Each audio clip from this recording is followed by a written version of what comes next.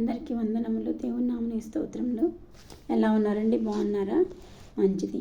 నేటి మన ధ్యానాంశము, నీ కోరిక ఏమిటి, అది నీకు అనుగ్రహించబడును. నేటి మన ధ్యానాంశము, నీ కోరిక ఏమిటి, అది నీకు అనుగ్రహించబడును. ఎస్తేరు గ్రంథము 5వ అధ్యాయము 6వ వచనం చదువుకుందామండి. రాజు ద్రాక్షారసపు విందుకు కూర్చుండి ఎస్తేరును చూచి, నీ కోరిక ఏమిటి, అది నీకు అనుగ్రహించబడును.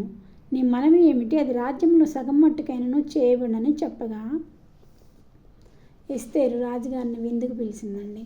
ఆ విందులో రాజుగారు ఎస్తేరుని ఏమని అడిగారంటే, నీ కోరిక ఏమిటి, నీకు అనుగ్రహించబడను. నీ మనవి ఏమిటి, అది నీకు అనుగ్రహించబడను. రాజ్యంలో సగభాగమైన నేను నీకు ఇచ్చేదను అని రాజుగారు ఎస్తేరుని కోరారు. అయితే రాణి రాజ్యంలో సగభాగం కోరలేదు, కానీ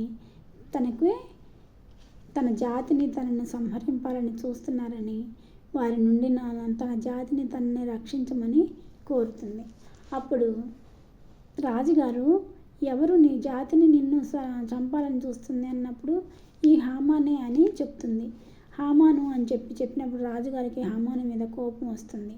కోపం వచ్చి ఎందుకు ఇలా చేశాడు అని చెప్పేసి రాజుగారు ఉద్యానవనంలోకి వెళ్ళిపోతాడు.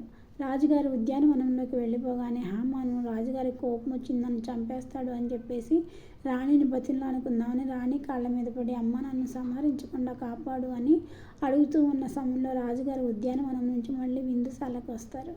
అప్పుడు హామాను చూసి రాణి మీద బలాత్కారం చేయబోతున్నాడనే ఉద్దేశంతో, రాణిని బలవంతం చేస్తున్నాడనే ఉద్దేశంతో హామానుని చంపేయమని, ఉరి తీయమని ఆజ్ఞిస్తాడు.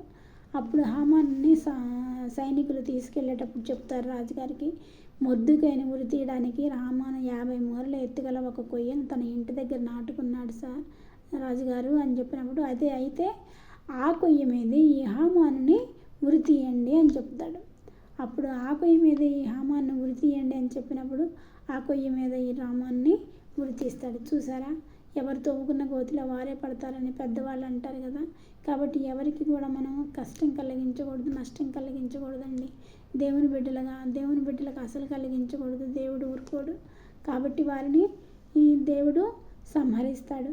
కాబట్టి ఇక్కడ రాజుకు అహష్వేరోషు ఎస్తేరును అడుగుతున్నాడు, నీ కోరిక ఏమిటి, అది నీకు అనుగ్రహించబడును అని. అయితే మన రాజులకు రాజు, ప్రభువులకు ప్రభు అయిన మన యేసయ్య మనల్ని ఇప్పుడు ఈరోజు ఈ ఉదయకాలంలో అడుగుతున్నారు, నీ కోరిక ఏమిటి, నీ మనవి ఏమిటి అని. నువ్వేం చెప్తావు బిడ్డ? నీ కోరిక ఏమిటి అంటే, నన్ను మనందరినీ అడుగుతున్నాడు, నీ కోరిక ఏమిటి? 40 రోజుల ఉపవాస ప్రార్థనలో నువ్వేం చేయాలనుకుంటున్నావు? నీ కోరిక ఏమిటి చెప్పు, నేను చేస్తాను అంటున్నాడు. అప్పుడు మనం ఎస్తేరు తన జాతిని రక్షించమని కోరింది కాబట్టి, మనం కూడా మన పిల్లల్ని రక్షించమని, మన కుటుంబాన్ని రక్షించమని, మన అన్నదమ్ములని, రక్త సంబంధికులని రక్షించమని, అలాగే మన గ్రామస్తులను రక్షించమని, మన దేశాన్ని రక్షించమని, మన రాష్ట్రాన్ని రక్షించమని కోరుకోవాలండి. ఆ రీతిగా కోరుకున్నట్లయితే దేవుడు తప్పకుండా తీరుస్తాడు. దేవుడు ఏమన్నారు? మొదట నా నీతిని, నా రాజ్యమును ఎదుగుడి, కావలసినవన్నీ మీకు అనుగ్రహిస్తానన్నాడు. కాబట్టి మనం మొదటిగా ఆయన నీతిని, ఆయన రాజ్యాన్ని వెతికే వారమై ఉండి మన కుటుంబ రక్షణల కోసం ప్రార్థిద్దామండి.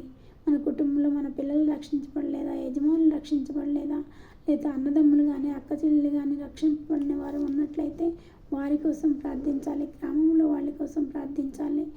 దేశంలో వాళ్ళ కోసం, రాష్ట్రంలో వాళ్ళ కోసం ప్రార్థించాలి. ఈ రకంగా ప్రార్థిస్తే దేవుడు ఎంతో సంతోషిస్తాడండి. సో ఈ యొక్క ప్రార్థన, ఈ యొక్క 40 రోజుల ఉపవాస ప్రార్థనలో మనం మా కుటుంబాలను రక్షింపబడేలాగా ప్రార్థిద్దామని కోరుకుంటూ ఈ చిన్న వాక్యాన్ని ముగిస్తున్నాను. చిన్న ప్రార్థన చేసుకున్నామండి. సర్వోన్నతుడ, మహోన్నతుడ, నీ పాదములకు స్తుతులు స్తోత్రములు తండ్రి. అద్భుతకరుడా, ఆశ్చర్యకరుడా, నీ పాదములకు స్తుతులు స్తోత్రములు తండ్రి. ఇదిగో నాయన, నీ కోరిక ఏమిటి, నీ మనవి ఏమిటి అని అడుగుతున్నావు తండ్రి. నీకు అనుగ్రహించబడును అని అడుగుతున్నావు తండ్రి. నీకు వందనాలు అయ్యా, స్తోత్రాలు అయ్యా. అయ్యా మా కోరిక ప్రభా, మా కుటుంబాలను రక్షించండి అయ్యా. అయ్యా మా రక్త సంబంధికులను రక్షించండి, మా గ్రామాన్ని రక్షించండి, మా రాష్ట్రాన్ని రక్షించండి, మా దేశాన్ని రక్షించండి. ఈ మా కోరికను తీర్చమని మా ప్రభువును ప్రియకుమారుడైన యేసుక్రీస్తు నామమున అడుగుచున్నాను తండ్రి. ఆమేన్.